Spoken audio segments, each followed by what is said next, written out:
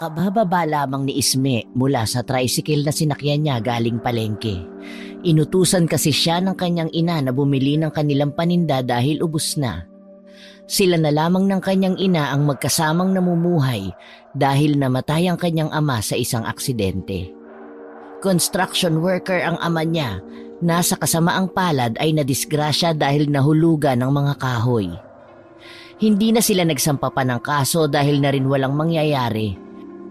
Wala kasi silang sapat na perang panggastos para sa kaso. Kaya naman binayaran na lang sila ng may-ari ng pinagtatrabahuhan ng ama niya. Kaya yon ang ginagamit nila sa pang-araw-araw na pangangailangan bukod sa mayroon din silang maliit na tindahan sa Tiangge. Nasa labas pa lang ng bakuran si Isme nang marinig niya ang boses ng kanyang ina na parang may kaaway. Halos manlaki ang mata niya nang makita na itinulak ng lalaki ang kanyang ina. Ma! Hoy lalaki, anong ginawa mo sa mama ko ha? Bakit mo siya tinulak? Ma, ayos ka lang ba? Wala bang masakit sa'yo? Isme, mali ang nakita mo. Hindi naman ako tinulak ni Isko eh. Natalisod lang ako kaya nadapa ako. Ma, anong natalisod? Hindi ako bulag para hindi makita ang ginawa ng lalaking yan. At lalong mas hindi malabo ang mga mata ko. Huwag niyo na ipagtanggol ang lalaking yan, ma. At bakit ba yan naririto? Anong ginagawa niyan dito? Tumahimik ka na, Isme. Hindi talaga ako tinulak ni Isko. Isko, umalis ka na muna ha. Mag-uusap lang kami ng anak ko. Saka na tayo mag-usap. Napadaan lang si Isko rito. Hindi na ako babalik dito. Hindi na tayo mag-uusap, Linda. Isko naman, huwag kang ganyan. Ibibigay ko naman sa'yo ang hinihingi mo. Wala pa kasi akong hawak na pera dito eh. Mag-usap tayo ng maayos. Anong pera sinasabi mo, ma? Nagbibigay ka sa lalaking yan ng pera? Teka, sandali, totoo ba ang mga chismis ng kapitbahay natin na meron kayong relasyon ni Isko? Pwede ba, Isme, huwag ka munang magulo dyan? Pumasok ka na sa loob ng bahay. Aalis na ako. Wala naman pala akong mapapala sa iyo ngayon, Linda. At isa pa, hindi pa pala alam ng anak mo na may relasyon tayo. Hoy Isko! Ang kapal na mukha mo na pagsabihan ng mama ko na wala kang mapapala sa kanya. Bakit? Dahil ba sa wala kang pera na makukuha sa kanya ngayon? Ang laki ng katawan mo, bakit hindi ka magbanat ng buto? Kalalaki mong tao, batugang ka. Mahiya ka naman, Isko. Yung perang hinuhot-hot mo sa mama ko, pera yun ng papa ko. Nakakadiri kayong dalawa. At ikaw ma, pumatol ka talaga sa bata. Mama naman, hindi ka ba nag-iisip ng tama? Isme, pwede ba huwag kang makialam sa amin? At huwag mong pagsasabihan si Isko ng ganyan. Papalitan naman niya ang pera na pinapahiram ko sa kanya. Kaya huwag ka nang makialam. Pinapalala mo lang ang away namin. Saka oo, may relasyon kaming dalawa. Hindi mo ako masisisi, Isme, kung nakipagrelasyon ako sa kanya. Ma, naririnig mo ba ang sinasabi mo, ha? Anak mo ko. May karapatan ako makialam sa inyo lalo na kung pineperahan ka lang ng Isko na yan. Sa dinami-dami ng lalaki, bakit yan pa napili mo? Naubod ng tamad. Walang ginagawa sa buhay at bisyo lang ang alam. Uy Isme, dahan-dahan ka sa pananalita mo ha. Ano naman sa'yo kung tamad ako? Sisihin mong ina mo dahil ang sabi niya sa akin, wag na ako magtrabaho. Siya na ang bahala sa lahat ng gusto ko. Kaya wag akong sisihin mo. Kala mo kung sino ka? Ano ba pinagmamalaki mo? Kung hindi ka lang babae, sinuntok ko na yung bunganga mo. Gago ka pala eh. Pinagmamalaki mo pa ngayon na tamad ka? Ay wow! Sinabi lang ni mama na huwag ka magtrabaho, sinunod mo naman. Kapal na mukha mo, makapal pa sa libro. Magbanat ka naman ang buto mo, oy. Kung kaya mong bilugin ang ulo ng mama ko, pwes ako hindi. Alam nating pareho na hindi ka talaga seryoso sa mama ko. Pera lang ang habol mo sa kanya. Akala mo ba porkit lalaki ka matatakot na ako sa'yo? Sige, saktan mo ako para malaman ko kung anong kaya kong gawin. Baka isang piti ko lang ng daliri ko mangisay ka. Tama na sabi, Isme. Naririnig mo ba ako? Ang sabi ko, tumigil ka na. Paano niyo nagawa sa akin ang maglihim, ma? Wala na ba kayong kahihiyan dyan sa katawan niyo? Naman, matanda na kayo para kay Isko. Mahiya ka naman kahit konti. Nakakahiya ka. Hindi nakapalag si Isme nang bigla na lang siyang sampalin ng ina. Ito ang unang beses na pinagbuhatan siya ng kamay. At dahil lang yon sa lalaki. Namumula ang mga mata ni Isme na tumingin sa kanyang ina. Hindi siya makapaniwala. Galit ang kanyang ina nang harapin niya ito. Agad naman siya nitong dinuro. Itahimik mo yung bunganga mo na yan, Isme! Kanina ka pa, ha? Oo, anak kita, pero labas ka na sa usapan namin ni Isko. Nakita mo na ang ginawa mo? Umalis na si Isko na hindi man lang nagpaalam sa akin. Nahihiya ako sa ginawa mo. Pinamukha mo sa kanya na mukha siyang pera. Oo, ma. Labas ako sa usapan nyo. Pero pagdating sa pera ni Papa, pwede ako makialam. Tayo lang dapat ang nakikinabang sa pera, hindi yung ibang tao na alam mong pineperahan ka lang. Hindi ka ba nahihiya sa sarili mo? Sa mga kapitbahay natin? Buong akala ko hindi totoo ang chismis, pinagtatanggol pa kita sa lahat. Yun naman pala, totoo talaga. Halos lahat ng mga kapitbahay pinandidirihan ka. Ang kahihiyan mo ay kahihiyan ko rin, Mama. Wala akong pakialam sa mga sasabihin ng iba. Ang mahalaga sa akin ay nagmamahal ako. Nagmamahalan kami ni Isko. Kaya ikaw, huwag ka nang makialam pa. Hindi ako dapat mahiya sa ginagawa ko dahil wala silang ambag sa buhay ko. Mga naiinggit lang ang mga kapitbahay natin sa akin. Kaya nila ako pinagkukwentuhan. Hindi ka naman siguro bulag, Ma. Gaano ka nakakasiguro na mahal ka nga ni Isko? Pareho ba kayo nang nararamdaman sa isa't isa, ha? Mahiya ka naman, Ma. Parang anak mo na si Isko. Pumatol ka sa mas bata sa'yo. Matatanggap ko pa kung kaidaran mo eh. Pero yung matanda lang sa akin ng ilang taon at mas bata sa'yo eh, hindi ko matatanggap. Simula ngayon, ayoko nang makita ang lalaki na yon, Ma. Huwag mo akong pangunahang magdesisyon, Isme. Hindi hadlang ang edad para sa mga taong nagmamahalan. Pabayaan mo na lang ako. Mahal ko si Isko at hindi magbabago yon. Eh ako, Ma, ano ba ako sa'yo?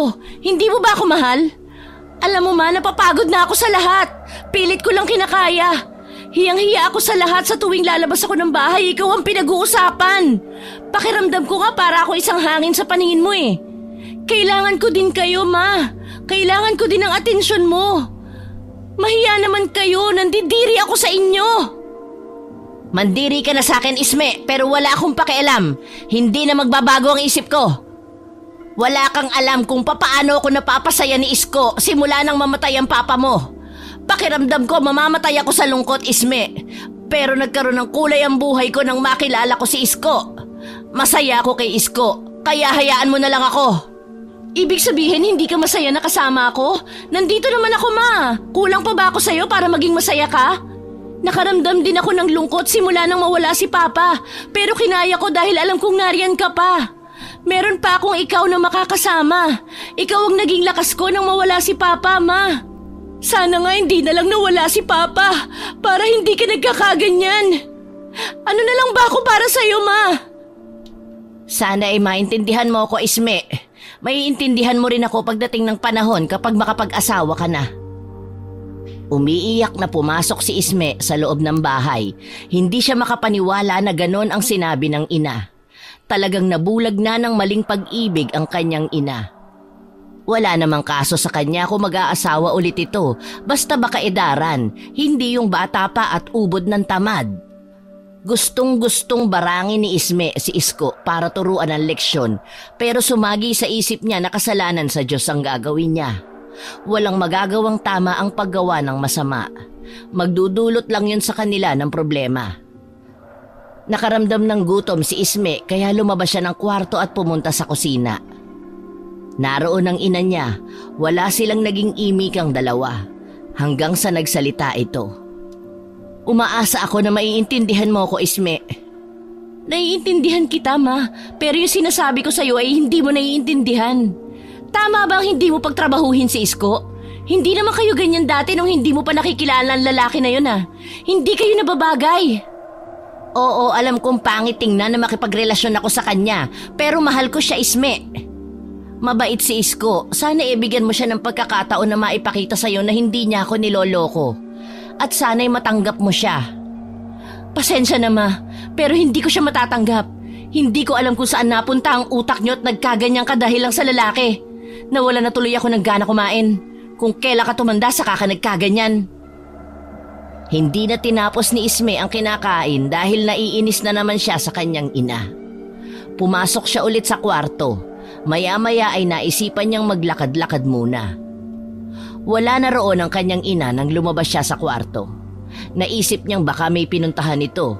Sinara ni Isme ang tindahan nila at dinala ang susi. Hindi niya alam kung saan pupunta. Bawat madaanan niyang mga tao ay hindi nakatakas sa pandinig niya ang bulungan tungkol sa kanyang ina at kay Isko. Isinawalang bahala niya na lang yun at nagpatuloy sa paglalakad hanggang sa dinala siya ng mga paa niya sa simbahan. Kaya naman pumasok siya roon at nagdasal sa Diyos. Diyos ko, alam kong naririnig mo ko. Hindi ko na alam ang gagawin ko sa mama ko. Tulungan mo po ako, Panginoon, na maging malinaw sa isipan niya ang mga sinasabi ko. Naway maisip niya ang mga kamalian niya. Gusto ko na pong bumalik sa dati ang mama ko. Palagi mo po akong gabayan at ang mama ko sa tamang landas. Ang lahat ng ito ay dinadalangin ko sa iyo, Panginoon. Amen. Isme, ikaw ba yan? Sabi ko na nga ba ikaw yan eh. Kumusta? Ang tagal mong hindi nakapunta sa pinagtatrabahuhan ko ah. Oy Marta, ikaw pala. Nandito ka din sa simbahan. Naku, pasensya na masyado kasi akong abala sa bahay eh. Oo, napadaan lang ako eh. Namiss ko na kasi ang pumasok sa simbahan at magdasal sa Diyos. Minsan na nga lang ako makapunta rito dahil busy din ako. Alam mo, mura na ang bilihin sa pinagtatrabahuhan ko. Bumisita ka doon kapag may time ka ha. Eto, gusto ko sana mag-relax kahit saan dahil naiinis pa ako sa bahay. Ganun ba? Aba maganda yun ah, para naman marami akong mabili. Hayaan mo kapag naubos na ang supply namin bibili ko sa inyo. Sige, aasahan ko yan ah. Wala ka bang ibang gagawin? Gusto mo ba nang makakausap? Handa akong makinig sa mga sasabihin mo. Halata sa mukha mong may problema ka eh. Salamat Marta. Siguro nga kailangan ko nang makakausap. Nahalata mo pala sa mukha ko. Tama ka, may problema ako sa bahay. Tara sa boarding house ko, doon tayo tumambay at magkwentuhan.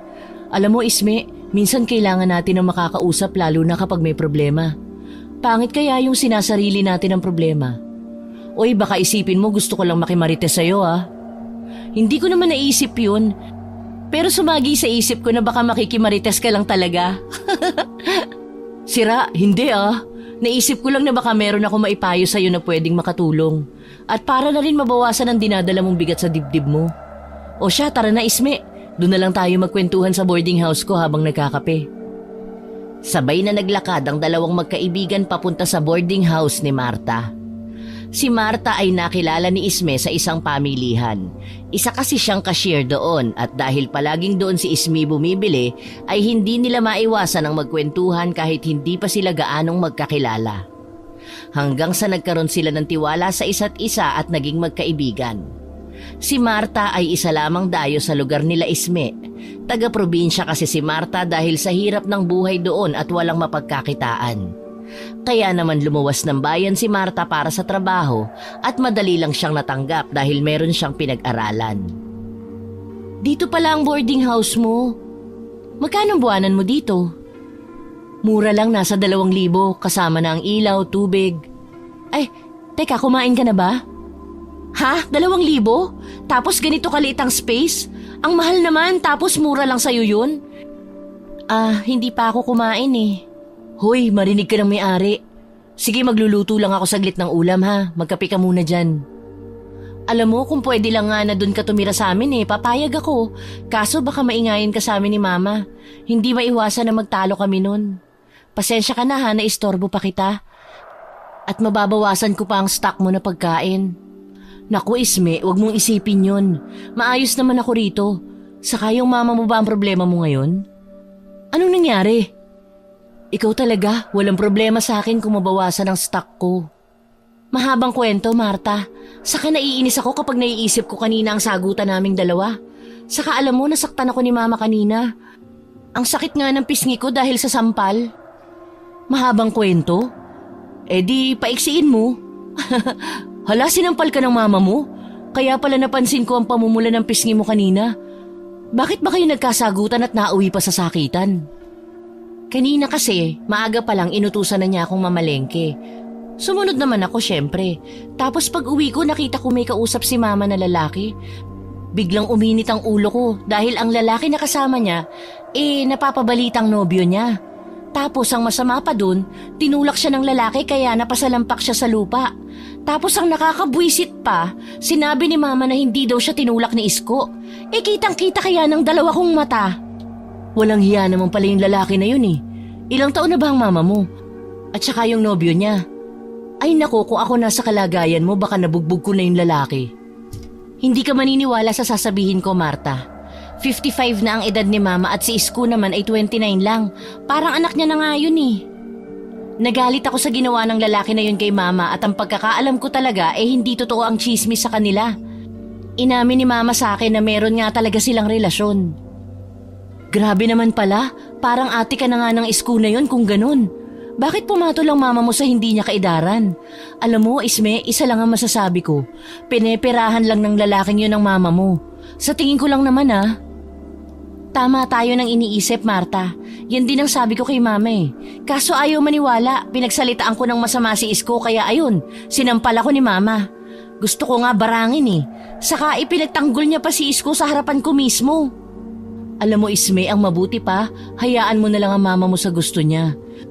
Tutal naman ay hindi ka nagkulang sa paalala sa kanya kung ano ang kahihinatnan ng desisyon niya. Hayaan mo siyang matuto sa sarili niyang pagkakamali. Hanggat hindi nasasaktan ng tao, hindi yun matututo. Saka nabanggit mo ang barang. Marunong ka nun? Tama ka, Marta. Pagod na din ako magsalita pa eh. Nasasayang lang ang laway ko. Saka matanda na si Mama para pagsabihan ko pa. May lahi kasi kami ng mambabarang pero huwag ka matakot sa akin. Hindi kami katulad ng iba na ginagamit ang kakayahan para manakit ng tao o di kaya mamerwisyo. Eto luto na ang ulam, kumain na tayo.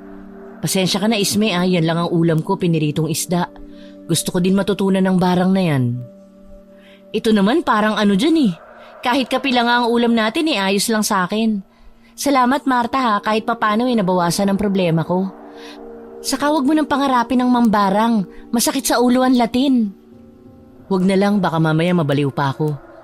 Pero ano ba ang kakayahan ng isang mambabarang, Isme? Nagamit mo na ba ang pagiging mambabarang mo? Marami ang kakayahan ng isang mambabarang.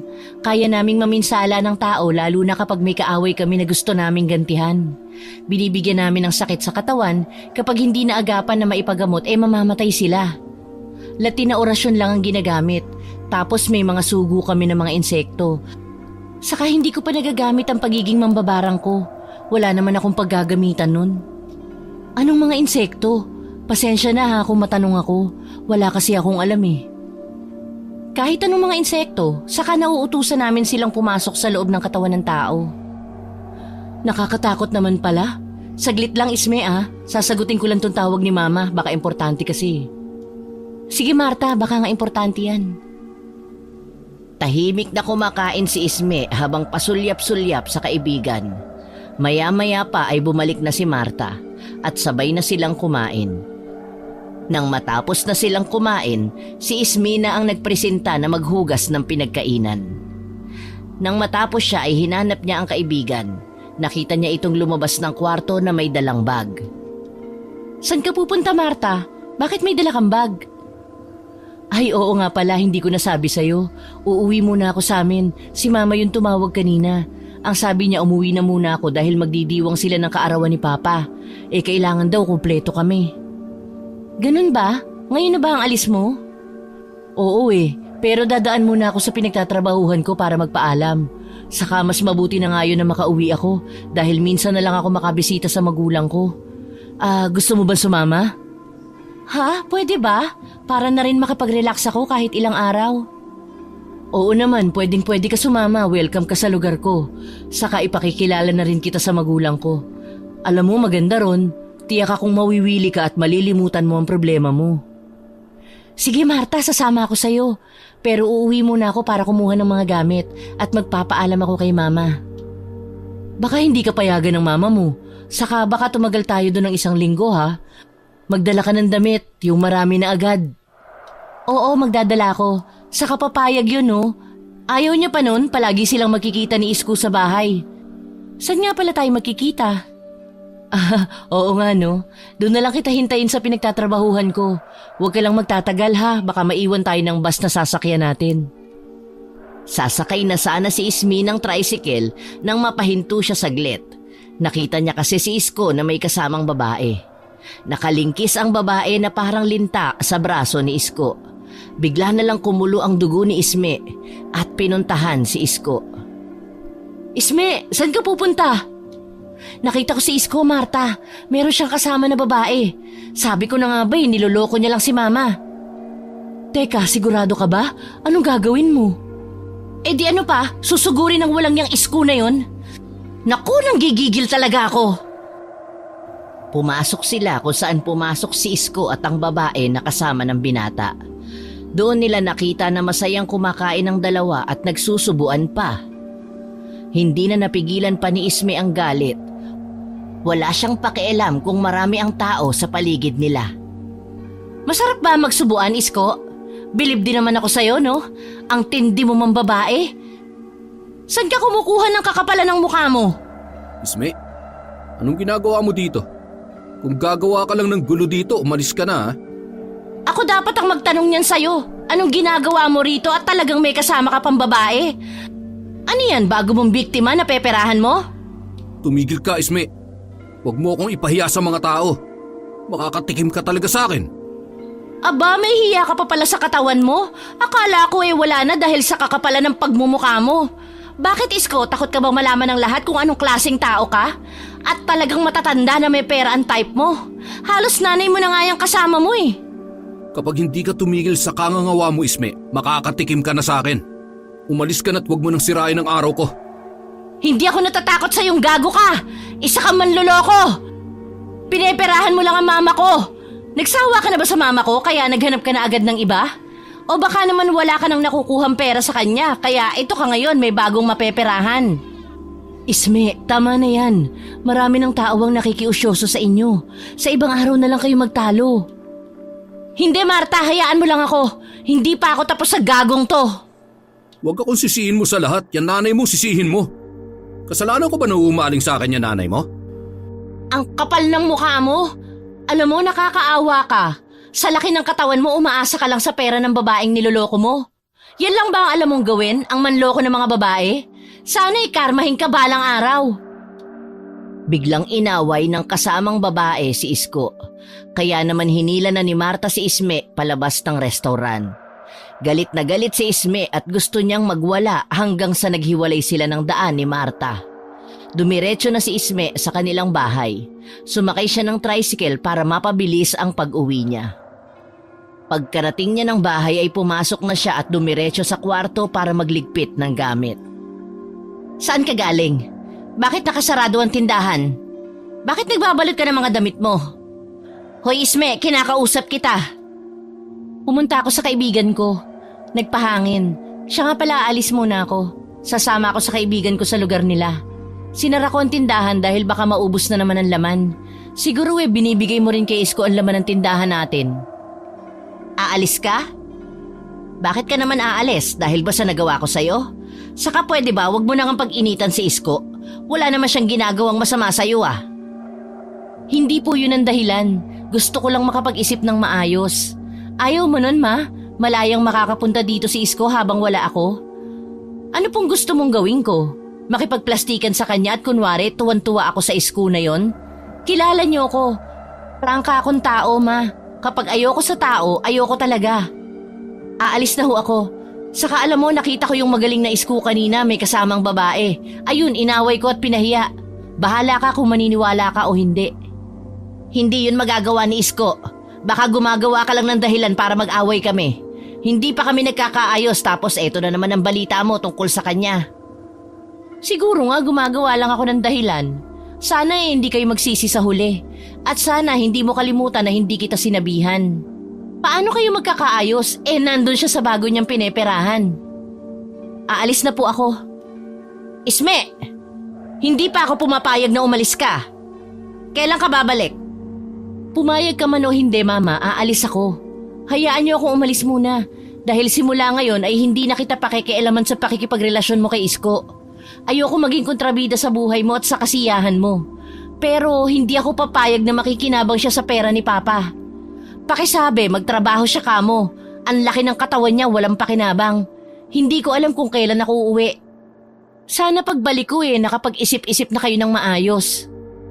Anak, mag-iingat ka.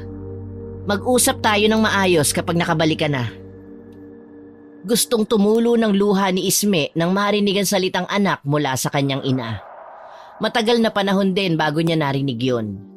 Lihim siyang nagpapasalamat dahil naaalala pa ng ina na meron siyang anak. Walang lingon-lingon si Isme na lumabas siya ng bakuran ng bahay. Sa totoo lang ay ayaw niyang iwan ang kanyang ina dahil hindi siya sanay. Hindi naman siya galit sa ina. Naiinis lang siya rito dahil hindi nag-iisip ng mabuti. Ang gusto lang naman niya ay magising sa katotohanan ng ina at iwan si Isko. Tanaw na ni Isme ang kaibigan na nakatayo sa harap ng pinagtatrabahuhan nito. Agad naman siyang nakita ni Marta at sumakay sa tricycle para magpahatid sa terminal ng bus. Pasensya ka na kung medyo natagalan ako. Akala ko nga ay hindi ka na darating. Mabuti at pinayagan ka ng mama mo. Wala siyang magagawa kung aalis ako. Mabuti na rin yun para makapag-isip ako. Dahil kung sa bahay lang, naku, naiirita ako ron. Baka mabaliw ako sa kakaisip. Hayaan mo. Sinasabi ko sa'yo, Isme, mawawala yung problema mo sa mama mo kapag nandun na tayo sa Sitio Bicol. Huwag kang maiilang sa pamilya ko, ha? Feel at home ka dapat. Oo naman, sabi mo eh. Malayo ba ang lugar mo? May kalayuan din. Siguro 3 oras ang itatagal natin sa biyahe. Matulog muna tayo, Isme, saka gagabihin tayo ng dating doon. Magpapasundo na lang tayo sa papa ko kapag nandun na tayo sa terminal. Sinubukang matulog ni Isme pero hindi yun umubra. Tulog na rin si Marta nang tingnan niya ito. Kaya ang ginawa niya ay pinagmasdan ng mga tanawin sa labas ng bintana ng bus. Hindi niya namalaya na nakatulog siya hanggang sa naramdaman na lang niya na mayroong tumatapik sa mukha niya. Nang magmulat siya ng mga mata ay mukha ni Marta ang bumungad. Bakit Marta? May problema ba? Gising na, nakarating na tayo sa Sitio Bicol. Halika na, bababa na tayo. Gabi na pala, kaya gutom na ako eh. Ito na ba ang lugar mo, Marta? Ang sakit ng puwet ko dahil sa tagal ng biyahe. Ako nga rin gutom na. Pero huwag ka mag-alala, papunta na si Papa para sunduin tayo. Sa bahay na lang tayo kumain. Tiyak ako may niluto na sila doon. Ito na ang lugar ko, medyo hindi mo makita ang kagandahan dahil gabi. Hayaan mo bukas mamamasyal tayo. Grabe, ang sakit ng puwet ko. Hindi ko na malaya na nakarating na tayo. Malayo ba ang bahay niyo dito sa terminal? Hintay lang tayo saglit, malayo ng konti. Ayun ang sundo natin. Papa! Nandito kami! Siya na ba ang papa mo? Mukhang bata pa ang muka Siyempre, hindi gaanong stress sa buhay kaya bata pa ang muka. Hi pa! Mano po? Kaawaan ka ng Diyos, anak. Kanina pa ba kayo naghihintay? Hindi naman pa. Siya nga po pala ang kaibigan ko, si Isme. Isme, siya ang papasid ko. Magandang gabi po, Uncle. Magandang gabi rin sa iyo, Isme. Welcome sa Sitio Bicol. O siya, sumakay na kayo para makauwi na tayo. Alam ko na gutom na kayo. Gutom na talaga kami pa. Masakit na ang tiyan namin. Kumusta kayo dito? Maayos naman kami dito. Kahit hirap sa buhay ay kinakaya. Doon na tayo magpatuloy ng kwentuhan sa bahay. Gumagabi na kasi. Kanina pa naghihintay ang mama mo sa'yo.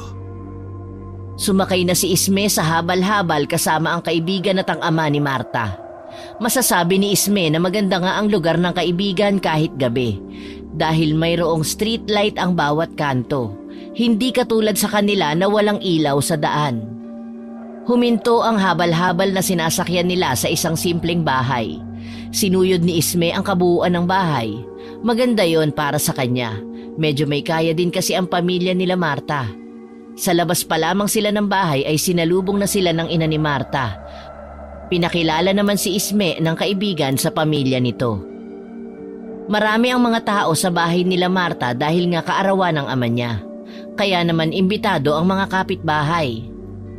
Marta, ang ganda naman ng bahay niyo. Pangyayamanin Saka ang daming tao. Hindi porkit nakasimento at yero na ang bahay yayamanin na agad. Nagtutulong-tulong kasi kaming magkakapatid na merong trabaho sa pagpapagawa ng bahay na ito. Ganito talaga dito, Isme. Kapag may handaan ay imbitado ang mga kapitbahay. Pumasok na kayo sa loob. Anak, asikasuhin mo ang kaibigan mo. Marami pa ang bisita ng mama mo na dapat namin intindihin sa labas. Isme, iha, huwag kang mahihiya ha. Kumain ka lang dyan sa loob. Okay po, Tito Sid.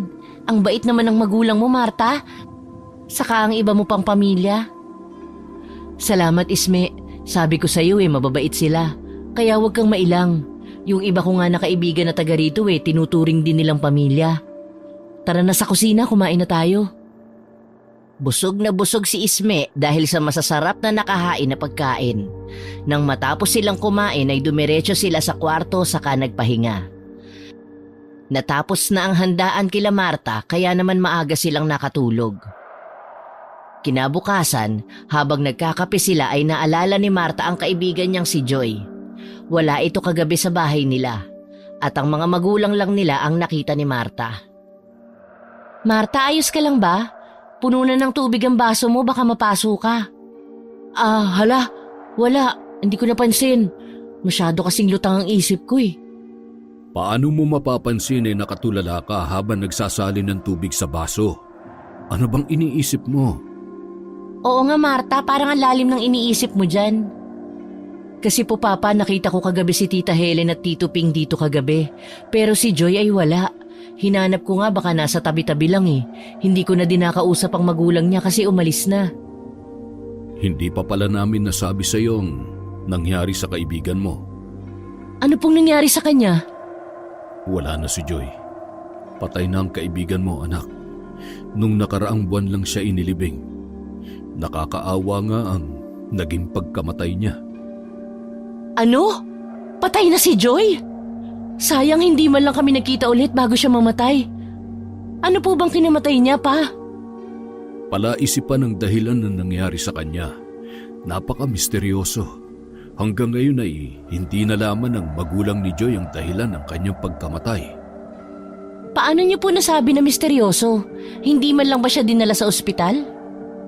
Ilang beses na siyang dinala sa pagamutan pero walang makita ang mga doktor na kakaiba sa katawan niya. Pero ang nakapagtataka ay mayroong mga insekto na lumalabas sa katawan ni Joy. Usap-usapan din dito sa amin na parang kinulam o di kaya ay binarang ang bata na yun. Kulam at barang? Sino naman ang gagawa nun sa kanya? Mabait na tao si Joy at pala kaibigan. Kaya imposible na ipakulam siya at ipabarang. Saka wala namang ganun sa atin dito. Yun din nga ang nakapagtataka kung sinong gumawa nun sa kanya. Saka isa pa, balita rin dito na bago magkaroon ng malubhang sakit si Joy, ay mayroon nakakita sa kanya na mayroon siyang kasamang lalaki.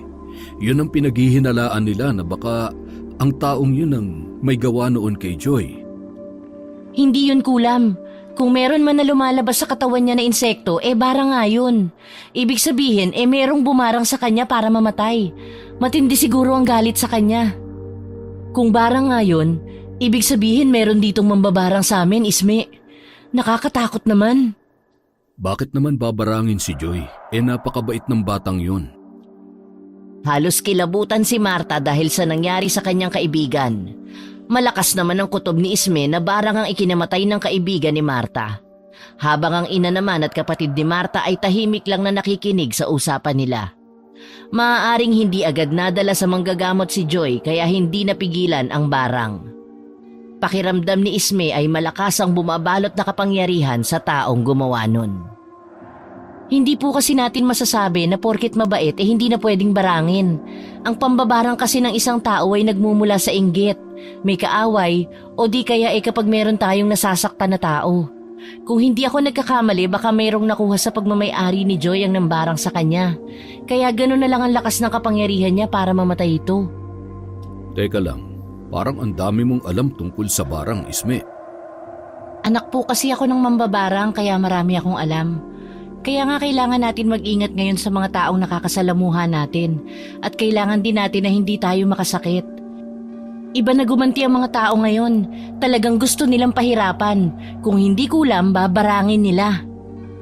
Mabuti na nga lang walang naiinggit sa amin dahil medyo maganda ang buhay namin. Saka Papa, wag po kayo mag-alala dahil mabait itong si Isme. Maayos naman kayo nakikisama sa mga tao dito. Kitang-kita ko yun kagabi. Parang fiesta nga dito sa inyo dahil sa dami ng tao na imbitado eh. Siya nga pala Papa, aalis po kami mamaya ni Isme. Ipapasyal ko lang itong kaibigan ko. Walang problema. Basta ba mag-iingat kayo? At huwag magpapagabi sa pag-uwi, ha? Umalis na sila Isme at Marta. Naisip kasi ng kaibigan na umaga sila mamasyal para marami silang mapuntahan. Inubos nila ang oras nila sa pamamasyal. Mayroon ding binili si Isme na pwede niyang maging remembrance. Dahil sa hindi tumitingin si Marta sa kanyang dinaraanan, mayroon siyang nabunggo na lalaki habang namimili ng mga pwedeng bilhin. Medyo malayo rin sa kanya si Isme. Naku, pasensya na kuya. Hindi ko sinasadya. Okay lang ba kayo? Ayos lang. Wala namang masakit sa akin. Ikaw, may masakit ba sa'yo? Wala, ayos lang ako. Sige, aalis na ako ha. Pasensya na ho ulit. Sandali, pwede ko bang malaman ang pangalan mo? Saka, taga dito ka ba sa Santa Barbara? Ako si Marta. Taga rito ako. Ikaw, anong pangalan mo? Ako si Elmir. Masaya akong makilala ka, Marta. Papaalis na ako. Sige, aalis na rin ako. Baka hinahanap na rin ako ng kaibigan ko eh. Hoy Marta! Nandito ka lang pala? Kanina pa kita hinahanap. Sinong tinitingnan mo dyan? Naku, sorry Isme. Meron kasi ako nabunggo na lalaki kaya medyo natagalan ako. O ano, nakabili ka na ba? Ganun ba? Oo, nakabili ako. Ang gaganda nga eh. Saka alam mo, gusto kong bilhin lahat ang nakikita ko dahil ang gaganda at ang mumura pa. Dapat nagdala ka ng maraming pera. Umuwi na tayo, Isme. Pagod na ang mga paa ko. Pumayag si Isme na umuwi na sila. Nang makauwi sila ay nilagay niya muna sa tabi ang mga binili. Tumulong din siya sa ginagawa ng magulang ni Marta. Ang ganda talaga dito sa inyo. Sabi ko sa'yo, di ba? Mag-e-enjoy ka rito at malilimutan mo ang problema mo. Masaya talaga dito si Isme. Mabuti nga at nakapunta ka dito. Kaya nga po eh. May problema po kasi kami ng mama ko. Nagkaroon kami ng konting tampuhan. Nako, dapat ang konting tampuhan, hindi pinapalala. Dapat inaayos agad. Hindi ko na itatanong sa'yo kung taga saan ka, Isme. Kapag nakauwi po ako ay aayusin ko po ang problema namin. Mahirap din po kasi ang may tampuhan kami lalo na at dalawa na lang kami. Nakatira po ako sa Manila. Ibig mong sabihin ay wala ka ng ama? Ang layo pala ng lugar mo. Mabuti naman at nagkakilala kayo ng anak ko. Para naman hindi kami nag-aalala sa kanya. Opo, iniwan na kami ng papa ko. Kaya nga nagkaroon ng nobyo si mama tapos bata pa sa kanya. Yun po ang pinag-awayan namin. Marami na ang kaso na ganyan. Marami ang nag-aasawa kapag namatay ang mga asawa. Ang mabuti pa, pagbigyan mo ang mama mo sa gusto niya. Maiba tayo ng usapan. Huwag na natin pag-usapan ang tungkol sa mama ni Isme. Ay siya nga pala Papa, kilala mo ba si Elmir? Sinong Elmir? Marami ang may pangalang Elmir. Yun po bang binata na taga rito sa atin? Bandang 12:00 ng tanghali habang nasa labas ng bahay si Isme para tawagan ng kanyang ina. Bigla na lang siyang nakarinig na parang nagkakagulo sa loob ng bahay nila Marta. Napakunot naman ang noon niya kung bakit maingay sa loob. Kaya naman patakbo siyang pumasok sa loob ng bahay. Nakita ng dalawang mata niya kung paano mamilipit sa sakit habang nakahawak sa tiyan ng ama ni Marta. Hindi alam ng lahat kung ano ang gagawin nila. Umiiyak na rin ang ina ni Marta. Papa, ano pong nangyayari sa'yo? Sobrang sakit ng tiyan ko. Parang hinahalukay sa loob. Tulungan niyo ako. Ano nangyayari dito, Marta? Isme, baka may alam ka na pwedeng gawin para mawala ang sakit ng tiyan ni Papa. Tulungan mo siya, Isme. Hindi ko na kaya ang sakit. Pakiusap, tumawag na kayo ng manggagamot.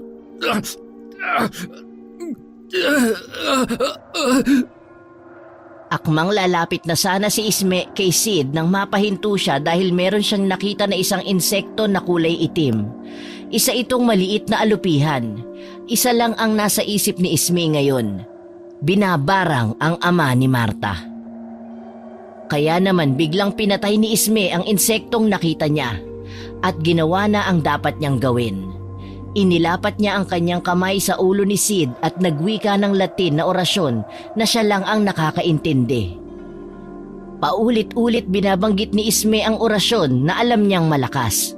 Kaya naman unti-unting nagsisilabasan ng mga insekto sa katawan ni Sid at biglang namatay ang mga ito.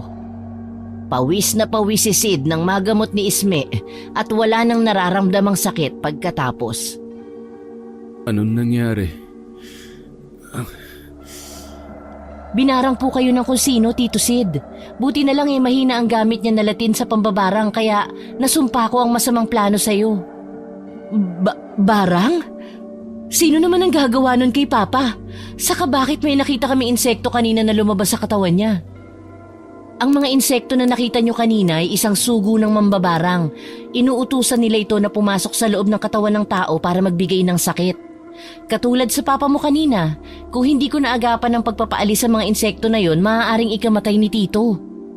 Diyos ko, salamat Isme. Mabuti na lang at nandito ka. Dahil kung wala baka mawalan kami ng ama. Saka ang nakapagtataka lang, sino ang mambabarang na walang ya ang gagawa nito sa'yo pa? Alam ko na. Malakas ang kutob ko na si Elmer ang gumawa nito sa akin. Siya ang mambabarang dito sa lugar natin. Siya rin ang gumawa ng pambabarang kay Joy. Si Elmer? Yung lalaki na kinuwento ko sa'yo na gustong manligaw sa akin? Tapos hindi ka pumayag? Paano niya kayo babarangin pa? At saka gaano ka nakakasiguro na siya nga ang nambarang kay Joy? Pasensya na Marta kung hindi ko sinabi sa iyong totoo. Para na rin sa katahimikan ni Joy sa kabilang buhay. Dating nobyo noon ni Joy si Elmer. Maayos naman ang relasyon nila. Hanggang sa nagkaalabuan nga sila at nakipaghiwalay ang kaibigan mo. Pero lumipas ang ilang linggo, nagkaroon na ulit ng nobyo si Joy at doon nga nagsimula ang lahat. Nagkaroon siya ng malubhang sakit. Patay na siya nang maabutan ng magulang niya sa kwarto at may mga insekto na lumalabas sa katawan niya. At sobrang baho daw ng amoy noon kaya ipinalibing na lang siya kaagad. Ganun pala ang nangyari sa kanya. Pero wala naman dahilan si Elmer para barangin ka, Papa. Nagkaroon kami ng konting pagtatalo. Napasobrang mga sinabi ko sa kanya.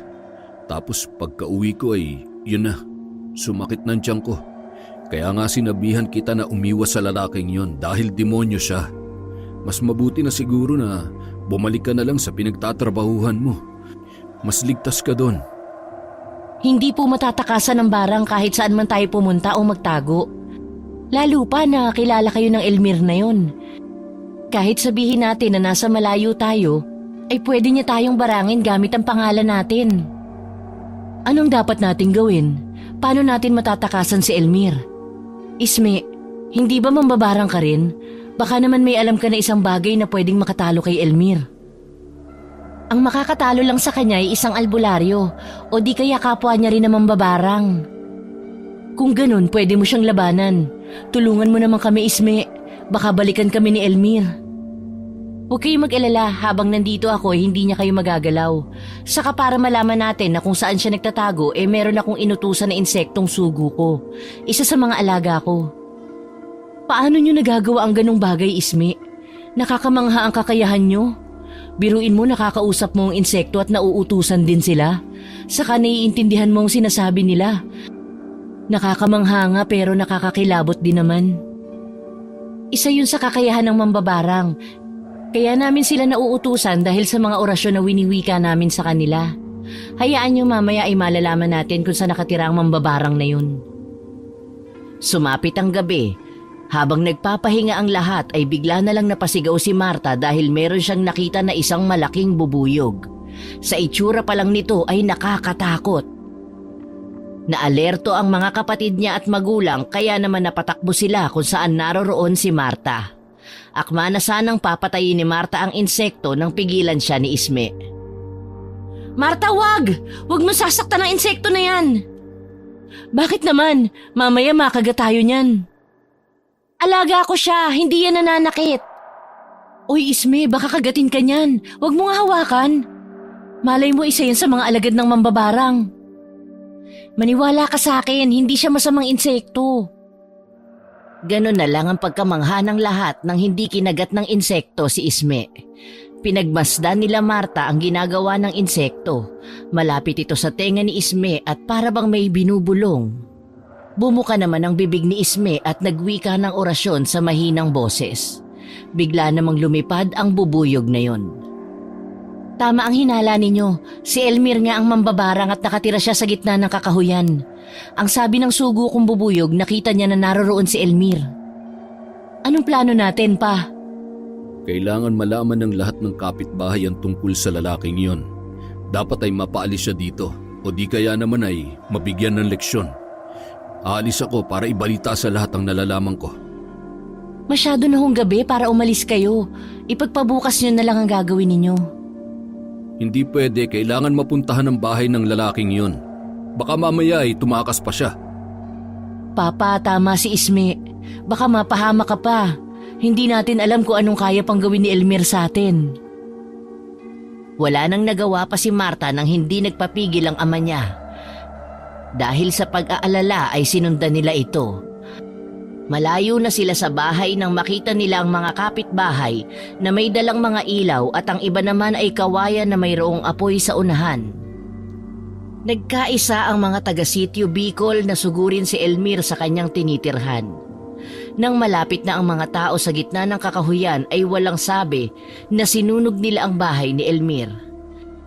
Ang iba naman ay sumisigaw ng mambabarang ka! Dapat kang mamatay!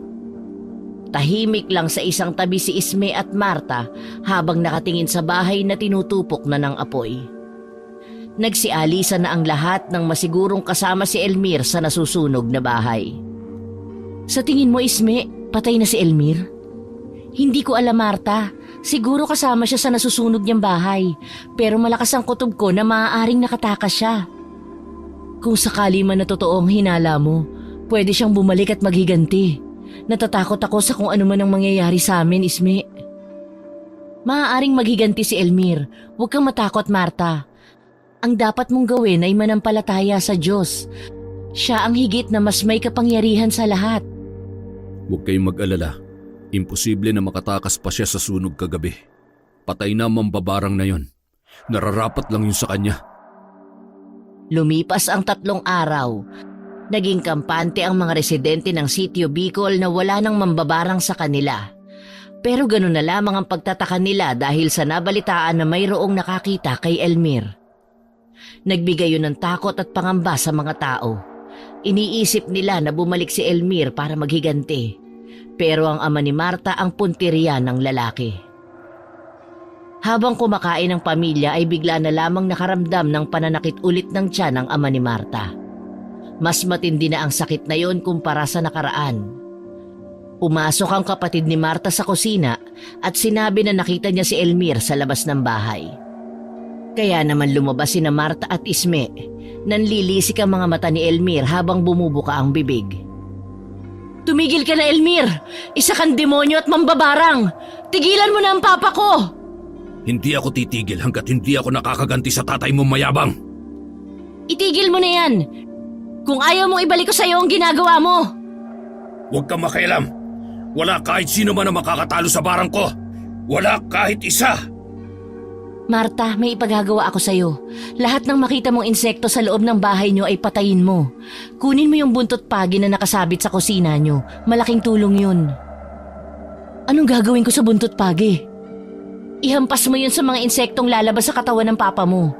Masasaktan si Elmir kapag sinasaktan ng mga sugo niya. Nakakonekta sa kanya ang mga insekto. Magmadali ka, ako nang bahala kay Elmir.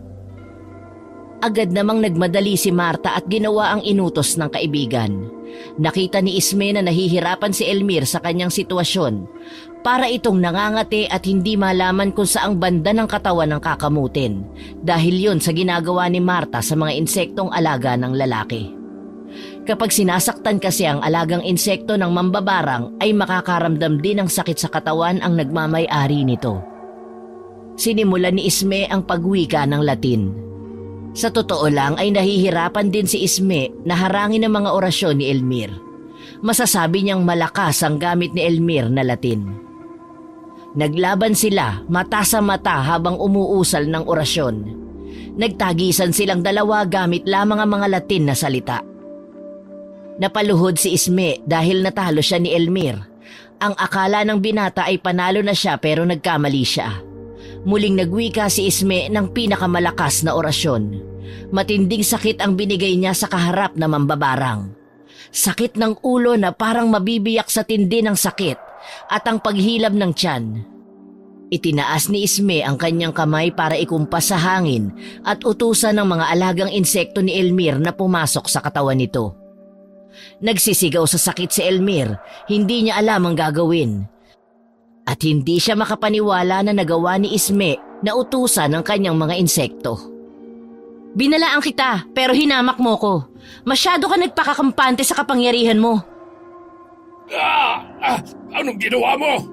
Hindi ako papayag na matalo mo ako. Ang sakit ng ulo ko. Paano mo nagawang utusan ang mga sugo kong insekto?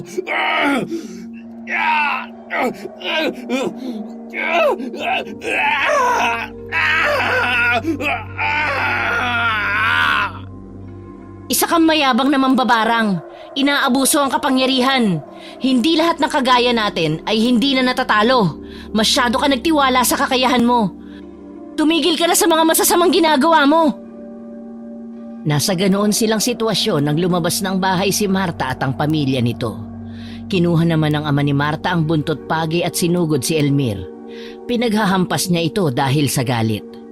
Sigaw lang ang nagawa ni Elmir, hindi na siya nakapanlaban pa. Ramdam din niya na nasa loob na ng katawan ng mga insekto. Tama na! Ayoko na pakiusap! Tama na! Hindi ko na kaya! Alisin mo na sa akin ang ginawa mo! Hindi ko kaya ang sakit!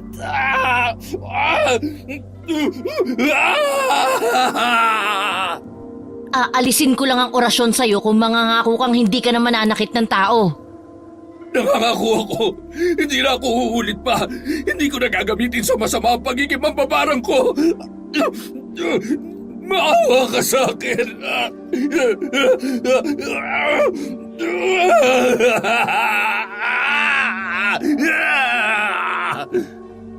Naawa si Isme kay Elmir. Wala naman siya sanang balak na pasakitan ng lalaki, pero kailangan yon para matuto si Elmir at malaman niyang hindi lang siya ang nag-iisa sa mundo na marunong mambarang. Muling nagwika si Isme ng orasyon para alisin sa katawan ni Elmir ang mga insekto. Lupaypay ang katawan ni Elmir nang mawala ang sakit na iniinda. Natalo ni Isme ang binata dahil kumpleto ang orasyon na ginamit niya, samantalang ang kay Elmir naman ay hindi kumpleto na orasyon na siyang ikinatalo niya. Sana'y natuto ka na sa mga maling nagawa mo. Umaasa akong tutuparin mo ang pinangako mo.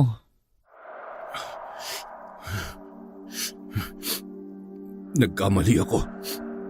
Nagawa ko lang naman yun dahil sa tindi ng galit ko.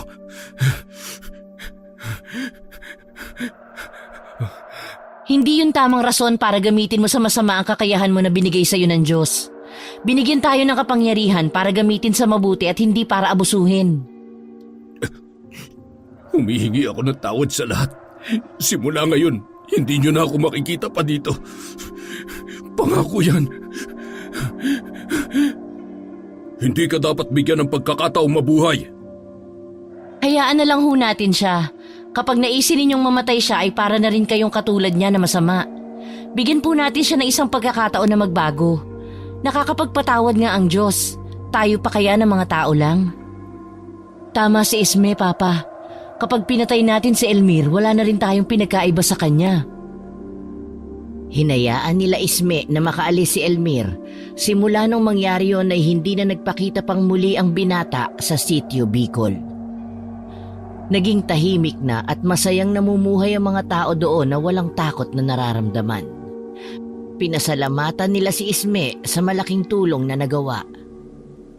Araw ng Sabado, yun din ang araw na uuwi na sina Isme at Marta. Ayaw pa sana silang paalisin pero hindi na nila napigilan pa ang dalawa. Pasensya na po kung hindi ko na mapagbibigyan ng kagustuhan nyo. Nag-aalala na po kasi ako sa mama ko eh. Ganoon ba, Iha? Huwag mo nang intindihin ang kagustuhan ng kapatid ni Marta at ng asawa ko. Basta ba, sa susunod na bumisita kayo ulit dito, isama mo ang mama mo, ha? Wala pong problema, isasama ko po siya. Salamat po sa maayos niyong pagpapatuloy sa akin dito ha. Naging mabuti po kayo sa akin. Wala yon. Naging mabuti ka naman sa amin. Saka salamat sa tulong mo. Kung wala kay, baka isa na ako ngayong bangkay. Malaki ang utang na loob sa'yo ng mga tao dito. Paano Papa? Aalis na po kami. Ma, huwag ka namang malungkot. Bibisita naman po ako ulit dito eh. Kailangan ko po magtrabaho para sa atin. Huwag mo nang intindihin ang mama mo. Mamaya'y magiging maayos din yan. Ikaw kasi, ang tagal mong bumisita dito sa amin. Sobrang busy po kasi sa trabaho. Hayaan niyo po sisikapin kong makabisita sa inyo. Aalis na po kami. Mag-iingat kayo sa biyahe. Sana'y magkaayos na kayo ng mama mo. Habang nakasakay sila ng bus pauwi ng Maynila ay nanalangin si Isme na sana ay maayos lang ang ina niya at sana sa pag-uwi niya ay maayos na silang dalawa. Narating na nila ang terminal at saka bumaba. Sumakay sila ulit ng tricycle at ilang minuto ang lumipas ay nakarating na silang dalawa sa lugar ni na Isme. O paano Marta, uuwi na ako ha? Magkita na lang tayo ulit. Aasikasuhin ko pa ang problema namin ni Mama. Sige Isme, sana ay maayos nyo na ang problema nyo. Magkita tayo bukas sa simbahan, magsisimba ako. Sige ba, magandang plano yan. O siya, sige na, alis na ako. Ingat ka sa pag-uwi mo. Naghiwalay na sila ng daan na magkaibigan. Nilakad na lang ni Isme ang distansya ng bahay nila. Malapit na siya sa kanilang bahay. Hindi niya maintindihan ang nararamdaman kung masaya ba siya o maiinis na naman sa kanyang ina. Nasa tapat na siya ng bahay nang buksan niya ang gate na gawa sa kawayan. Sinarado niya ang gate at pumasok sa loob. Nakakailang hakbang pa lang siya nang lumabas ang kanyang ina mula sa loob ng bahay, kasama ang isang ginang. Agad naman siyang napansin ito para mapatingin sa kanya ang ina. Kinumusta siya ng ginang nang makalapit sa kanya at umalis na. Dahan-dahan siyang naglakad papalapit kung saan nakatayo ang kanyang ina. Hindi pa siya nakakalapit nang sinalubong siya ng ina at niyakap ng mahigpit habang umiiyak. Isme, anak, umuwi ka. Akala ko hindi ka na uuwi. Saan ka ba galing? Nag-alala ako sa'yo, baka kung napano ka na. Galing po ako ng Sitio Bicol kasama ko si Marta. Kamusta po kayo rito? Maayos naman ako, halika sa loob. Kumain ka na ba? May pagkain sa kusina. Gusto mo ng kape? Ipagtitimpla kita. Hindi na po, ako na lang ang magtitimpla ng para sa akin. Bakit po kayo umiiyak? Hindi ko kasi papigilan ng umiyak. Dahil sa mga pagkukulang ko sa'yo. Alam mo, simula nung umalis ka, doon ko lang naisip ang mga maling nagawa ko. Marami akong pagkukulang sa'yo. Hindi ako naging mabuting ina. Tama ka. Dahil kay Isko ay nakalimutan kita. Sana'y mapatawad mo ako, anak. Patawarin mo si Mama. Kalimutan na lang po natin yun. Masaya po ako na nagbago ka, Mama. Namiss po kita. Matagal na po kitang pinatawad. Salamat, anak ko. Gagawin ko lahat para makabawi sa'yo. Mahal kita, anak. Ikaw ang kayamanan ko na hindi matutumbasan ng kahit na sino. Mahal din po kita, Mama. Patawarin mo po ako sa mga nasabi ko sa'yo. Kumusta pala kayo ni Isko? Alam mo, sana nakinig na lang ako sa'yo. Tama ka, Isme. Manloloko si Isko. Nahuli ko siyang may kasamang ibang babae at pera lang talaga ang habol sa akin. Ang tanga ko talaga at hindi ako nakinig sa'yo. Simula nun, hindi na siya pumupunta rito. Huwag niyo na po sisihin ang sarili niyo. Biktima lang din po kayo ng pagmamahal. Ang importante ay nalaman niyo ang tunay na motibo ni Isko sa inyo. Magsimula po tayo, Mama. Oo, tama ka. Magsisimula ulit tayo. Tayong dalawa lang. Matanda na ako. Dapat ay inilalaan ko sa'yo ang mga oras ko. Magpapakainan na ako sa'yo, anak. Sobrang saya ang naramdaman ni Isme nang magkaayos sila ng ina. Buong akala niya ay hindi na sila magkakaayos pa. Walang mapagsidla ng kasiyahan niya. Tuwing linggo ay nagsisimba silang mag-ina para magpasalamat sa Diyos. At naikwento rin ni Isme sa kanyang ina ang ginawa niya sa Sitio Bicol. Kumalat din ang balita sa ibang lugar na silang mag-ina ay mga mabubuting mambabarang na nagmula pa sa mga ninuno ang kanilang kaalaman sa barang. Kaya naman marami ang pumupunta sa kanila para magpagamot. Masaya ang mag-ina na nakakatulong sa kapwa na nangangailangan ng tulong nila. Nagpatuloy silang mag-ina na mamuhay ng tahimik at pakiramdam ni Isme ay palagi niyang kasama ang Diyos sa bawat hamon ng buhay at pagsubok na dumarating sa kanila. Hindi lahat ay natutuwa sa kanila, lalo na ang mga kagaya nilang mambabarang. Nagagalit sa kanila ang mga ito dahil kinokontra ang barang na ibinibigay nila sa mga tao. Isang araw, galing sa palengke si Isme, naabutan niya ang ina na namimilipit sa sakit ng ulo. Ma, bakit po? Anong nangyayari sa inyo? Parang may sumasalbahe sa akin, anak. May nagagalit sa atin, kaya binabarang ako. Loko pala yun ah. Sandali nga po. Doon na po kayo sa kwarto at gagamutin ko po kayo. Ilalagay ko lang sa kusina itong pinamili ko. Aray! Bilisan mo anak! Ang sakit ng ulo ko! Pakiramdam ko ay may mga insektong tumutusok-tusok sa ulo ko. Naririnig ko rin ang ingay nila. Parang mababasag ang tenga ko sa sobrang lakas ng tunog. Mukhang malakas po ang barang na ginawa sa'yo, ma. Sinimulang gamutin ni Isme ang kanyang ina. Nagsindi siya ng itim na kandila at saka nagsimulang umusal ng orasyon. Ipinatong niya ang isang kamay sa ibabaw ng ulo ng kanyang ina. Pagkatapos ay inilapit naman niya sa kanyang bibig ang kandilang hawak ng kabila niyang kamay.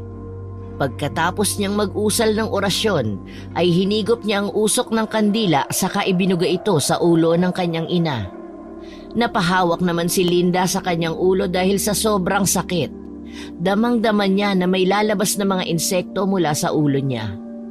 Lalong nagsisigaw sa sakit si Linda at halos iuntog ang ulo sa higaan.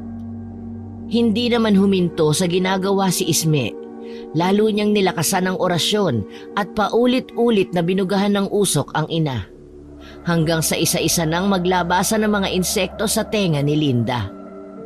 Napakaraming mga putakte ang nagliparan at nagpaikot-ikot sa buong silid.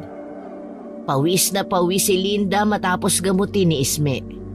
Halos maubusan siya ng lakas dahil sa pakikipaglaban sa barang ng kanilang kaaway. Muling nag-usal ng orasyon si Isme pagkatapos ay binugahan ng usok ang mga insekto. Binuksan niya ang bintana at saka inutusan ng mga ito na bumalik sa kanilang amo at doon gawin ang trabahong iniutos sa kanila. Nang tuluyan ng maubos ang mga insekto ay isinarado na ulit ni Isme ang bintana, saka niya pinatay ang kandila. Sino ang sumalbahe sa akin, anak? Sino ang gumawa nito? Mga mambabarang po. Galit sila kasi pinapagaling natin ang mga binibigyan nila ng barang. Kaya nagsugo sila ng insekto para patayin kayo. Magagalit talaga sila sa atin kasi ginagamit natin sa kabutihan ng pambabarang. Dapat po tayong gumawa ng pangontra, ma, para hindi na nila tayo magawang atakihin. Tama ka, anak. Kabilugan ng buwan at Biyernes na ang petsa ay 13 nang magsagawa ang mag-ina ng proteksyon para sa kanilang sarili. May tig-isa silang botelya na naglalaman ng langis. Dinasalan nila ito ng ilang ulit hanggang magkarga ng malakas at mabisang orasyon na kokontrahin ang mga barang ng mga masasamang nilalang. Nang matapos nila yon, palagi nilang ibinubulsa kahit saan magpunta. Hindi nila yon inaalis sa kanilang katawan. Mula noon, mabilis nilang nararamdaman ang kapangyarihan ng mga kalaban, kaya mabilis nilang nakokontra. Parang dumadaplis lang ang orasyon ng mga ito sa kanila. parang sumasabay lang sa ihip ng hangin. Isang araw, dumalaw ulit si Isme sa kaibigang si Marta. Matagal bago siya nito pagbuksan ng pinto. Marta, bakit ang tagal mo magbukas? Teka, bakit ganyan ang itsura mo? May sakit ka ba? Oo, Isme. Ilang araw na akong palaging nahihilo at nasusuka. Hala ka! Sinong ama niyan? Lagot ka sa papa mo. Sira, alam mo namang wala akong boyfriend. Eh bakit? Sandali nga dun tayo sa loob at baka lalo kang mahampas ng hangin dito sa labas. Pagkapasok nila sa loob ay kaagad na sinalat ni Isme ang noo ng kaibigan para malaman kung gaano kataas ang lagnat nito. Sa pagdampi pa lang ng kanyang palad ay naramdaman na niyang iba ang sakit na dinaramdam ng kaibigan niya. Hala, parang may mali sa'yo. Anong mali? Huwag mo nga akong takutin. May nakagalit ka bang tao? Ha? Bakit? Para kasing may sumasalbahe sa'yo. May nagalit sa'yo kaya binigyan ka ng sakit. Sandali, hindi kaya yung lalaking binasted ko? Bakit? Ano bang ginawa mo at nagalit siya? Naiinis ako kasi ang kulit-kulit niya eh. Sinabi ko na ngang ayoko sa kanya ulit-ulit pa. Nung isang linggo kasi bago siya hindi na magpakita sa akin, natarayan ko talaga ng husto. Nasigawan ko pa. Ah, kaya. Sa susunod kasi wag masyadong suplada. Eh ang kulit niya eh, hindi makaintindi. Magagamot mo ba ako? Pakiramdam ko kasi kapag umiinom ako ng gamot lalong lumalala ang sakit ko. Sumama ka sa bahay. Doon kita gagamutin, hindi pwede dito. Sige. Dinala nga ni Isme ang kaibigan sa bahay nila. Isinakay na niya ito sa tricycle kahit malapit lang naman dahil sa sobrang panginginig ng katawan nito. Bukod doon ay ginaw na ginaw pa si Marta. Pagkarating nila sa bahay ay kaagad niyang dinala sa kwarto ang kaibigan. Pinainom niya muna ito ng mainit na tubig na nilagyan na niya ng bulong. Nang gumuhit ang mainit na tubig pababa sa sikmura ni Marta, nagsimula nang mamilipit sa sakit ang dalaga. Nagsimula na rin siyang pagpawisan ng butil-butil. Ang sakit, Isme. Parang hinahalukay ang sikmura ko. Ang hapdi, parang may sugat ang tiyan ko. Ano bang ipinainom mo sa akin? Tubig na mainit lang naman. Eh bakit ganun? Kasi nga tinira ka ng palipad hangin. Ano yun? Isang uri ng sakit na idinadaan sa hangin. Gamutin mo na ako. Bakit hindi mo pa ako ginagamot? Sandali lang, may hinihintay pa ako. Ano pang hinihintay mo? Pinapalabas ko pa ang sakit na binigay niya sa'yo. Ha? Paano? Lalabas ba yun? Saan naman lalabas? Tinatakot mo naman ako eh. Ayan na, tingnan mo oh. Nagkaka-rashes ka na. Binigyan ka ng sakit na nasa loob ng katawan. Hindi niya talaga pinapalabas para hindi magamot. Mamimilipit ka lang sa sakit hanggang sa mamatay ka. Ang gusto niya talaga ay patayin ka, hindi pahirapan lang. Sira ulo siya. Kinuha ulit ni Isme ang basong may laman na mainit na tubig. Inusalan niya ulit ito ng orasyon saka muling ipinainom sa kaibigan. Ubusin mo yan para maglabasan pa ang mga rasya sa balat mo. Kada inom ni Marta sa tubig ay panayang daing niya dahil sa hapdi ng kanyang sikmura. Para siyang umiinom ng likidong humihiwa sa kanyang bituka. Parang hindi ko na kaya, Isme. Parang mamamatay na ako sa sakit na nararamdaman ko.